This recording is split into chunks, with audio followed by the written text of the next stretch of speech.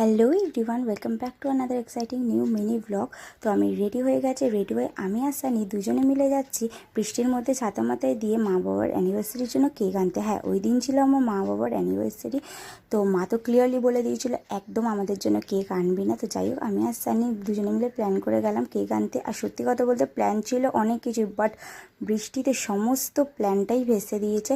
তো ওখান থেকে রাতের ডিনারের খাবার অর্ডার দিয়ে গেলাম মিয়ামরিতে। আর মিয়ামরিতে গিয়ে সবসময়ের জন্য যেটা দেখি সেটাই হলো যে কেক হাফের বেশি কেক শেষ, অপশান তেমন কিছুই ছিল না। তো যাই হোক, একটা অপশান যেটা আমার সবসময়ের জন্যই ভালো লাগে, তো সেটা হচ্ছে এই কেকটা। এটা একদম ছোট্ট বাট খেতে দারুণ।